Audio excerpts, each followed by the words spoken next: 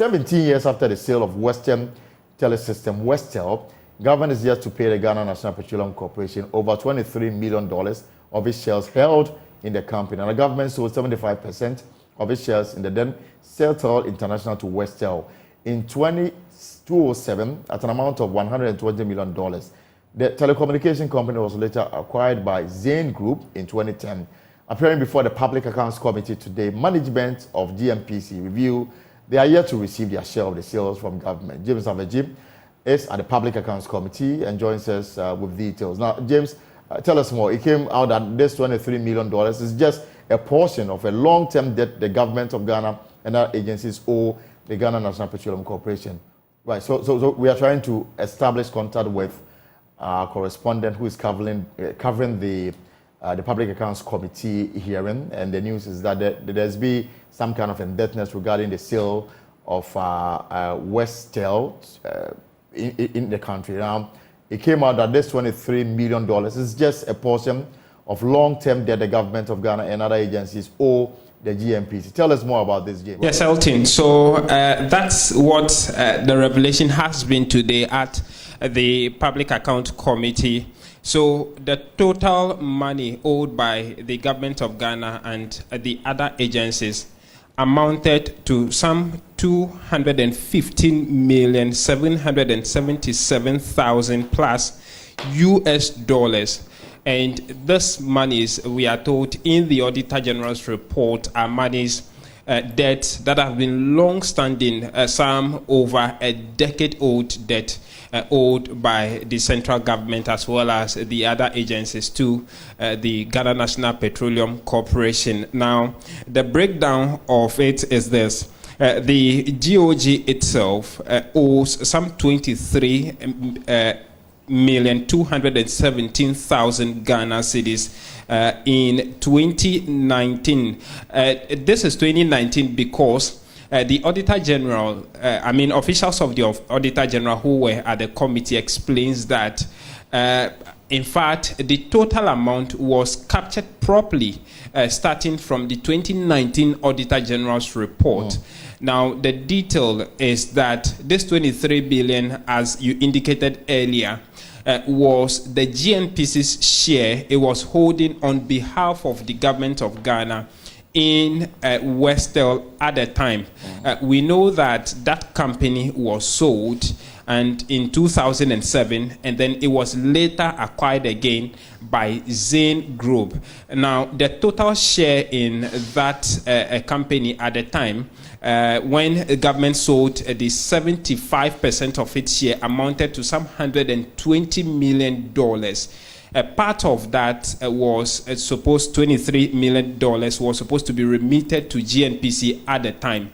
But as we speak, GNPC says that they have not been able to receive this money from government 17 years on when the company was sold to Zain, later became Airtel, and now Airtel Tigo, which is still going to be sold to another company in some months to come. And so that was the issue. Now, the other agencies who were owing the GNPC include the Ministry of Finance itself, which owed the GNPC some $55 million. That money, they paid part, about some $5 million out of it, and the Finance Ministry still owes them some $50 million. The Tema Oil Refinery, one of the companies on the liability books of the government of Ghana, also owes the GNPC some $58 million over time. They have also not been able to pay even $1 out of this $58 million. Another company is the Ghana National Gas Limited, which also owes the GNPC some $78 million. All of this add up to some $215.7 million.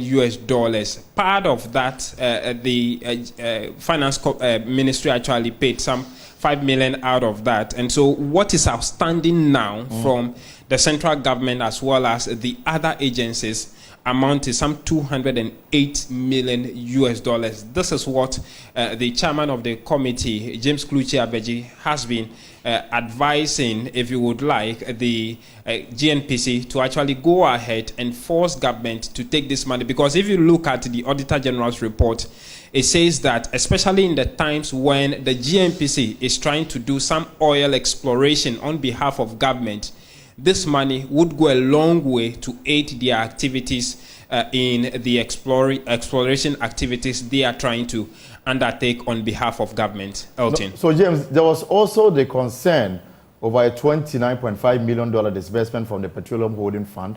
How did the GNPC explain this payment to the committee?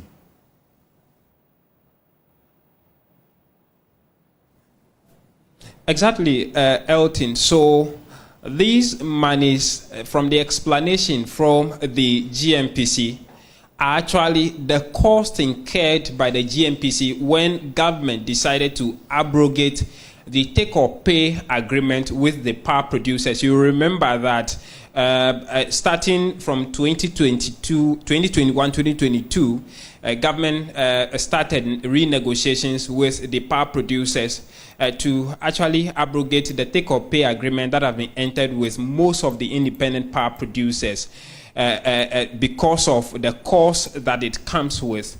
Now, in the Auditor General's report, they indicated that between 2021-2022, the GNPC actually did what they captured as some unclassified disbursement from the Petroleum Holding Fund.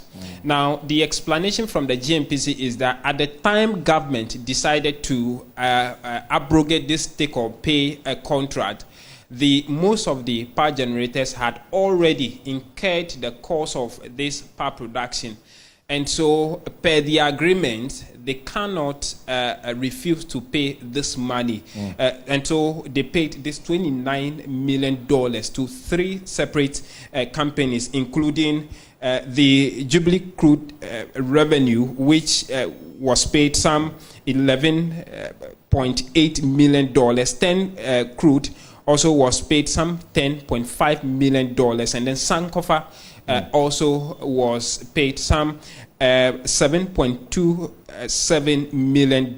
All of this totaling the $29.5 million the GNPC had paid to these 3 generators. It brought some concern actually from the chairman of the committee, who complained about the fact that this is new to him, because he thought that when this take-or-pay was abrogated, there was no cost actually from it. In fact, he said that when you monitor government communication on this issue, there was no picture painted about any form of cost to government, but rather to redeem revenue government pays to these companies without power being used. And so he complained about this, and the indication from GNPC is that moving forward, this issue have been completely resolved. And so apart from this $29 million US dollars, they haven't paid any money resulting from this take-or-pay contract abrogation, Elton. And then also, one of the big elephants was also in the room, the Electricity Company of Ghana. And they've also been explaining why they made so much, like over $1 billion Ghana cedis. How did they justify it?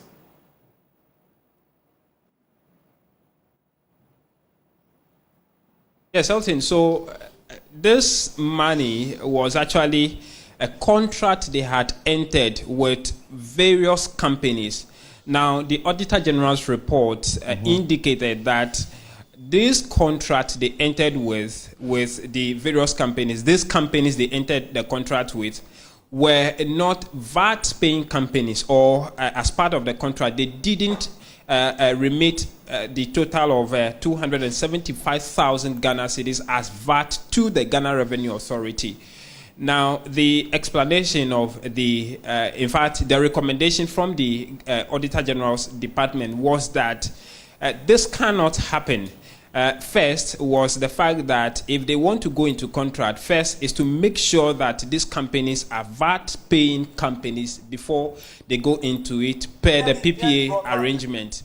And so the violation of this cannot be justified. The recommendation is that they go back to all of these companies and get VAT receipt of totaling the 275,000 Ghana cedis and pay same to the account of the Ghana Revenue Authority of this contract undertaken between 2021 and 2022.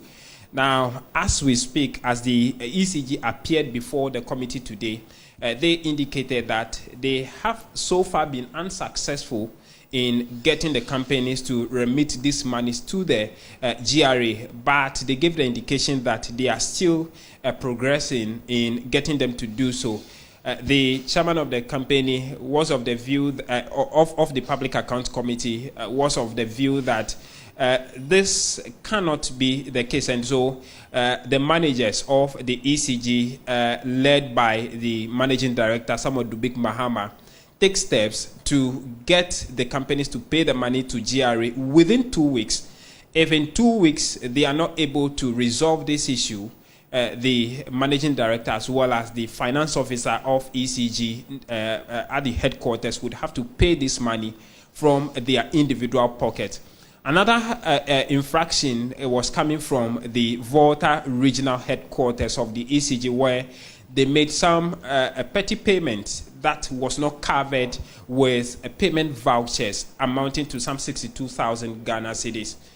The Public Accounts Committee also directed that either, in accordance with the Auditor General's recommendation, either they get payment vouchers to support this expenditure in 2 weeks, or the ECG also pay same, putting the two together amounting to some over 300,000 Ghana cedis. And so that's what the ECG may be paying in 2 weeks if they fail to, one, get VAT justification and paying same to the pocket of the GRA, or get payment vouchers to support the Volta regional expenditure of some 62,000 Ghana cedis. Right, James, before I let you go, obviously, I'm sure some public interest questions came up.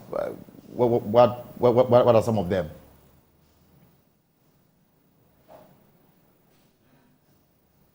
Exactly, and those were some lighter notes on the committee. For instance, the CEO of the Honorable Kofi Jamesi, who is the CEO of one of the agencies, appears to be more than 64 years. You remember the issue about the chief director of the Ghana Revenue Authority last 2 weeks when he appeared before the committee. There were concerns about his age. He's overage by working without contract and all of that. Yes, Honorable Kofi Jamesi accepted that he is currently 64 years old, and there was a question as to whether he's working on contract or not, and he actually admitted that he has a contract with the government, which should be expiring in 2025 September. And the committee actually makes some lighter moment out of that. There was also the issue about the Ghana Gas Company, which the committee picked up that they are in due process to be acquired by the National Gas Company, because the cylinder manufacturing company actually, and there were questions as to why they had to be swallowed by the Ghana Gas Company just few weeks after they were established to undertake the cylinder recirculation module, which is finding it very difficult to actually be productive in these few weeks. The chairman raised questions about some over 1 million Ghana. In fact, he says millions of cedis of procurement, of sole source procurement, that came out last year under the chief director, Frances Essien, which was referred to the Attorney General for prosecution. He asked whether anything has been done about that. They said no, the Attorney General hasn't taken any step to prosecute the former chief director, Frances Essien. The chairman actually blamed Parliament for not taking up. In fact, the committee, the team that was supposed to refer this issue to the Attorney General for not doing their work, but promised to take that up in the interest of the public for all of these things to be regularized, or those who will be found guilty to pay the monies to the government or stand some prosecution in that instance. So those were a few public interest questions with regards to the age of Honorable Kofi Jamesi and the issue about Francis Essien, who was the former DG of the Ghana Gas Cylinder Recirculation Company. Well, thank you very much, James Aveji, from the Public Accounts Committee sitting in Parliament. They are looking at the audited accounts of the Auditor General. And in subsequent bulletins, we'll have more to talk about on this matter. But let's say a little longer.